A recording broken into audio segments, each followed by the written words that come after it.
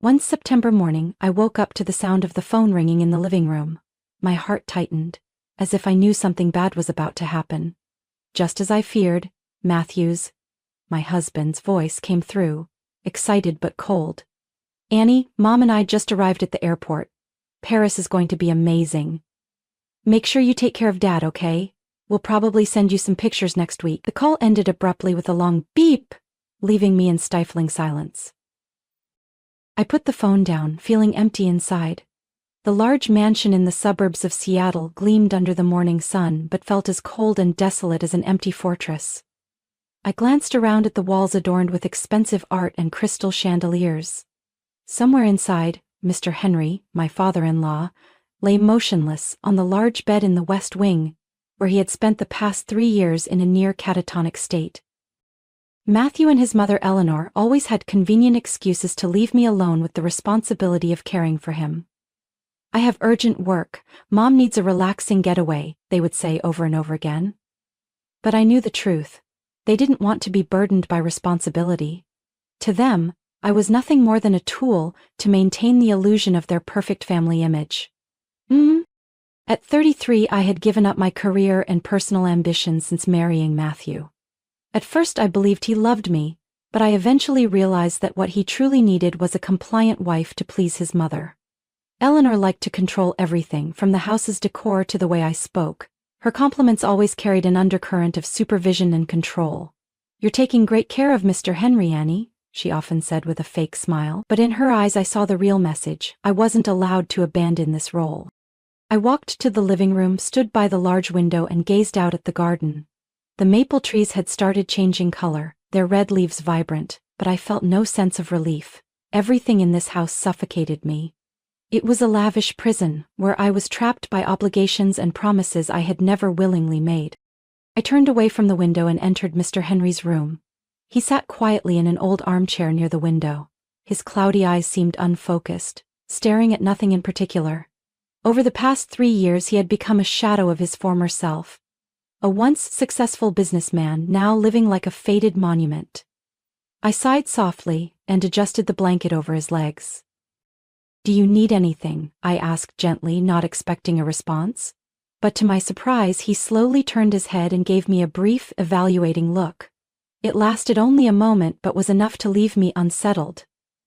I stood still for a few seconds, then quietly left the room, wondering what had just happened. In the spotless kitchen, I washed the breakfast dishes, letting cold water run over my hands. Suddenly, the image of Mr. Henry's gaze from earlier resurfaced in my mind. I shook my head, telling myself I was overthinking.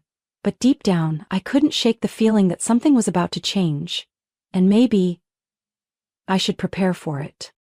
I set my teacup down on the table when I heard a faint call from the end of the hallway. At first, I thought I was imagining it, having grown used to the silence that engulfed this house. But then the voice spoke again, weak. "But, Annie, come here for a moment." It was Mr. Henry. Surprised, I quickly made my way to his room. He rarely called for me and barely spoke more than a few brief sentences. When I entered, he was already sitting up in his armchair, his gaze sharper than usual. "Do you need something, Mr. Henry?" I asked cautiously. He looked at me for a long moment before finally speaking. "I don't need anything, it's just... I think it's time I told you the truth." I froze in place. "The truth? What truth?" Mr. Henry sighed, his eyes shifting to the window. "Annie, how long have you been living here?"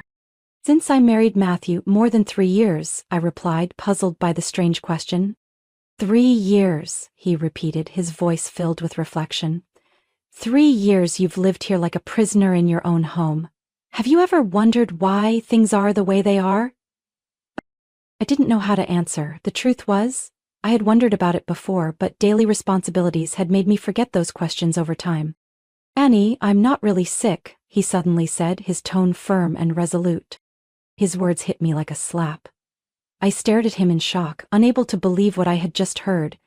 You're not sick! What are you saying?"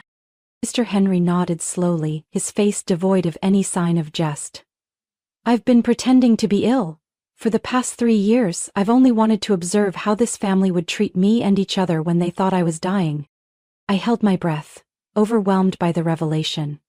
He had deliberately made himself appear as though he were on the brink of death all this time. "Then, why are you telling me this now?" I stammered. "Because I can't bear it any longer, Annie. I've seen enough. I know Matthew and his mother, Eleanor, have been scheming to take control of my estate and push you out." A chill ran down my spine. They've done what?" "They've been meeting with lawyers to prepare inheritance procedures for when I die," he said slowly, each word cutting through the air like a blade. "They've been planning everything for a long time, including how to ensure you won't get anything. To them, you're nothing but a temporary servant." I trembled with both anger and a deep aching pain. Matthew and Eleanor, the two people I had endured and served for years, had been cruelly conspiring against me behind my back. "I can't believe this," I whispered. Mr. Henry placed his hand on mine, his eyes filled with empathy. "I know this is hard to accept, but it's the truth, and I need your help to expose them." I stepped back, trying to steady myself. "But if they find out that I know—" "They won't leave me alone, Mr. Henry. That's exactly why we need to be careful," he said, his voice low but firm. "You're the only person in this house that I can trust. If you help me, we won't just protect what I've spent my life building, you can also free yourself from this prison." The room fell into silence for a moment.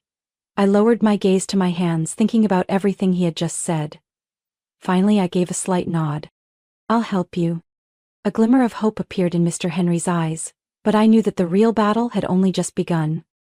I sat at Mr. Henry's desk, the light from the lamp illuminating the documents he had handed me. They contained financial statements, contracts, and letters exchanged between Matthew and Eleanor. Each line revealed a bitter truth.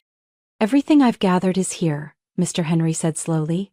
"But we need stronger evidence. They're very cautious, and these documents alone won't be enough to stop them legally." I clenched my hands, anger and helplessness swirling inside me. "So what do we do next, Mr. Henry?" He looked at me with a stern expression. "We need to record their key conversations. Their own words will be irrefutable proof." I nodded slightly. This wouldn't be easy, but I knew there was no turning back. I had lived under Matthew and Eleanor's control for far too long. It was time to reclaim my life. The next day, I discreetly began placing recording devices in the areas they frequented most: Matthew's office, the living room, and the dining room. Every day, I acted as if nothing was out of the ordinary, continuing my duties of caring for Mr. Henry and managing household tasks. One evening, when Matthew returned from a meeting, I overheard him talking to his mother in the office. His voice was filled with urgency. "We need to get this done quickly, Mom. The old man won't last much longer. I want everything transferred to my name before anything unexpected happens." Eleanor's voice responded, cold but cautious. "Don't worry, the lawyer said it'll only take a little more time. You need to stay calm and make sure Annie doesn't suspect anything." Hearing those words, I felt a chill run down my spine. They didn't see me as anything more than an obstacle to be managed. But now, I had something they didn't know about: the truth and the evidence. After gathering enough recordings, I brought them to Mr. Henry. He sat silently in his chair, his eyes deep in thought as the voices of Matthew and Eleanor played from the recorder. "I never expected them to be this ruthless," he said, his voice heavy. "Annie, I can't let them control my estate. They'll destroy everything I've built." "So what do we do next, Mr. Henry?" I asked. He slowly stood up, walked to the nearby bookshelf, and pulled out a folder. "I've thought about this for a long time but never had the courage to act. Now is the right time. I'm going to transfer all my assets to a charitable foundation. And you, Annie, will manage it." My eyes widened in shock. "Me? But how can I handle such a huge responsibility?" "You've lived in the shadows for too long, Annie," he said gently. "I've watched you over the years. You're much stronger than you think. You're the only one I can trust. If not you, then who?" I stood frozen, feeling the weight of his trust in every word. Finally, I nodded slowly. "I'll do it. For you and for myself." Mr. Henry smiled softly, but his eyes remained filled with determination. "Then we must begin immediately. We don't have much time, Annie." From that moment, I knew I had entered a battle not only to protect Mr. Henry, but also to reclaim my freedom. That afternoon, as the sun began to set, I stood on the balcony, gazing toward the main gate. Matthew's luxury car slowly pulled into the mansion grounds. Eleanor sat in the back seat, wearing oversized sunglasses and looking as proud as ever. From a distance, I could already hear their laughter and chatter as they got out of the car. "Annie, we're back!" Matthew's voice echoed from below. I took a deep breath, preparing myself for what was to come. The plans Mr. Henry and I had meticulously prepared ran through my mind. Eleanor was the first to enter the living room, her smile smug and condescending as always. "Everything okay here, Annie? I knew you'd manage just fine. As for us, we had an amazing trip. Paris never disappoints." I responded with a simple nod, keeping my face calm. Matthew walked in right after, tossing his coat onto a chair. "How's Dad?" he asked without the slightest hint of genuine concern. "He's waiting for you both in the study," I said curtly. Eleanor raised an eyebrow, surprised. "Waiting? He has something to say?" "Yes," I replied, my gaze steady on her. "It's something important." Matthew and Eleanor exchanged puzzled glances but didn't ask further. They followed me to the study, where Mr. Henry sat upright behind his large desk. He appeared calm, though his eyes held a steely resolve. "Take a seat," he said slowly. Matthew and Eleanor sat across from him. The tension in the room grew so thick it was almost suffocating. "We need to discuss the family's assets," Mr. Henry began. "While you were in Paris, I finalized some legal arrangements." Matthew chuckled mockingly. "What arrangements? Dad, you've always left Mom and me in charge of everything." "Not anymore," Mr. Henry responded coldly. "All of my assets, including companies, real estate, and bank accounts, have been transferred to a charitable foundation. Annie will manage the foundation, with the goal of supporting the community." The room fell into absolute silence. Matthew and Eleanor froze as if turned to stone. It took a few seconds before Matthew shot up from his chair, his voice tight with anger. "What? You've got to be kidding, right?" "There's no joke," I interjected, locking eyes with him. "Everything has been signed and legally completed. There's nothing you can do to change it." "Impossible!" Matthew shouted, his eyes bloodshot with rage. He turned to Mr. Henry, his voice filled with fury. "She tricked you! Annie manipulated you!" Eleanor also stood up, trying to remain calm but unable to hide her unease. "Dad, you can't do this. We're your family. You're destroying everything we've built together." "Family?" Mr. Henry scoffed. "The family you speak of is built on deceit and schemes. I've spent my entire life building this estate, and all you've thought about is how to take it for yourselves. This is my final decision." Matthew slammed his fist on the table in anger. "You have no right to do this. We'll sue to get everything back." Mr. Henry remained unnervingly calm. "Go ahead and try, but remember I have solid evidence of your schemes. Every word, every action has been recorded." I placed the recorder on the table and pressed play. The cold, calculating voices of Matthew and Eleanor filled the room, outlining every detail of their plan to seize the estate. Matthew's face turned pale, while Eleanor staggered and sank back into her chair. They were left speechless. The evidence marked the end of all their ambitions. Mr. Henry slowly stood and looked at both of them. "You have 1 week to leave this house. That's all the time I'm giving you." Matthew and Eleanor sat frozen, their faces a mixture of fury and helplessness. I knew that from this moment on, their lives would never be the same. They left the study in a storm of anger without saying another word. I stood still, watching them go, my mind uneasy. Though things seemed settled, I knew those two wouldn't give up their ambitions easily. Mr. Henry turned to me, his eyes weary but filled with relief. "It's finally over," he said softly, as though reassuring himself. "We still need to be cautious, Mr. Henry," I replied. "They might try to retaliate." "I know," he nodded. "But they have nothing left. All the documents have been signed and transferred. My lawyers have confirmed that no one can overturn this decision." In the following days, the tension in the house remained high. Matthew and Eleanor were constantly on the phone with lawyers and advisors. Heated arguments echoed from Matthew's office every day, making it hard for me to concentrate on daily tasks. However, all their efforts led to one inevitable outcome. There were no loopholes to dispute the transfer of assets.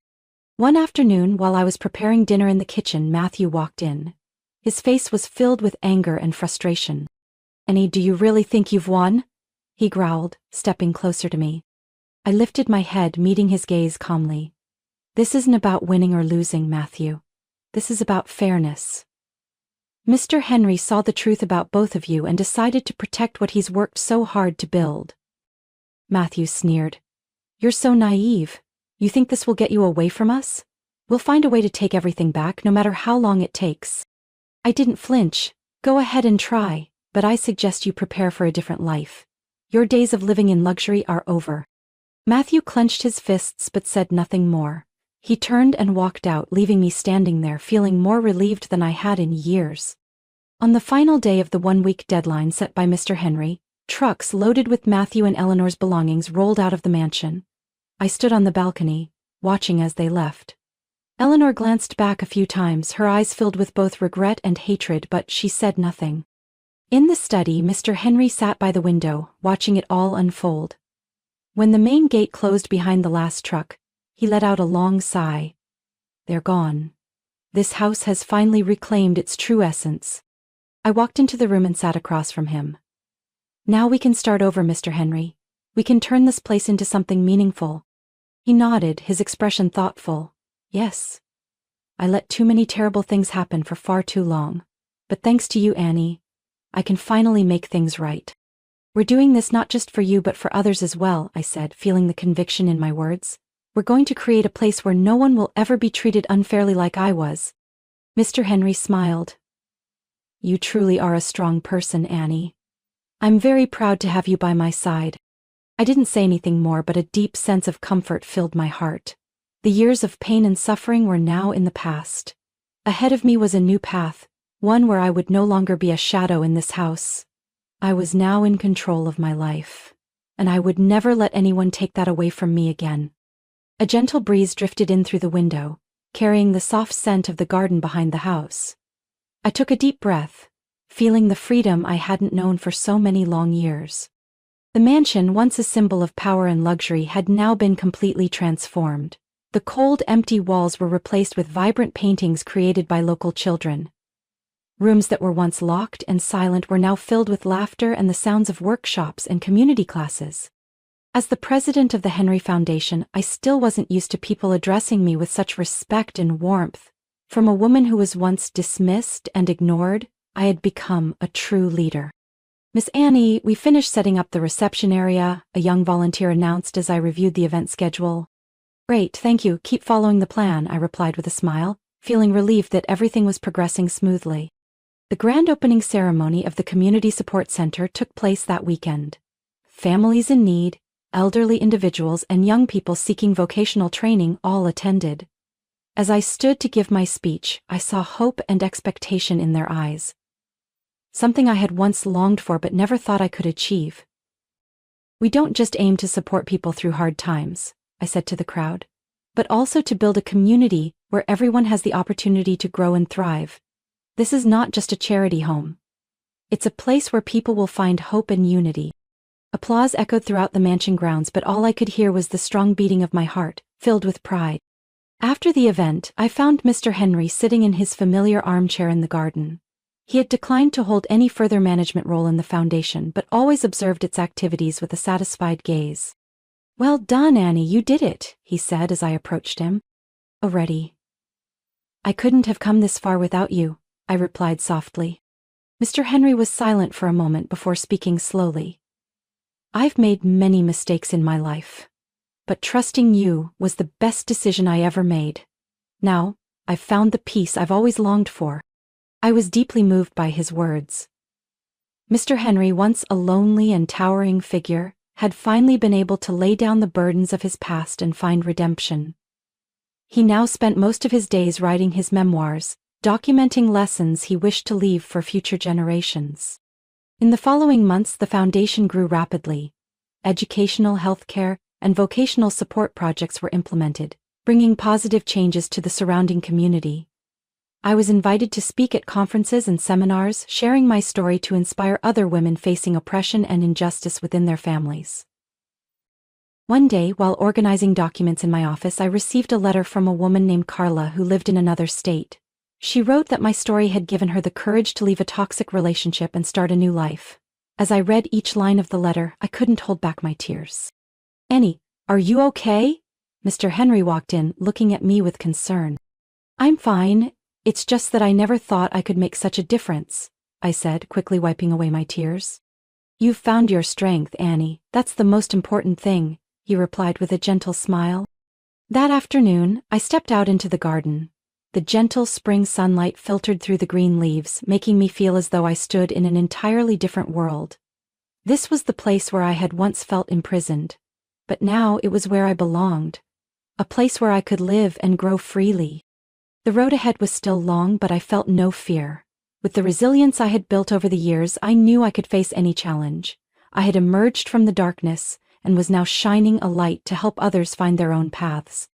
This journey was no longer just about me, it was a testament to inner strength, perseverance, and the belief that justice will always prevail, and I, Annie, would continue to write new chapters in my life, alongside those I loved. Annie's story isn't just about triumphing over schemes and injustice, it's about rediscovering inner strength and self-worth. In real life, we may also face difficult circumstances, trapped by responsibilities and toxic relationships. However, only by standing up for ourselves, finding courage, and staying determined can we escape the darkness and create positive change for ourselves and others. What do you think about Annie's journey and the changes she made in her life? Share your thoughts in the comments below. Don't forget to follow the channel so you don't miss more meaningful and insightful stories about family life in upcoming episodes.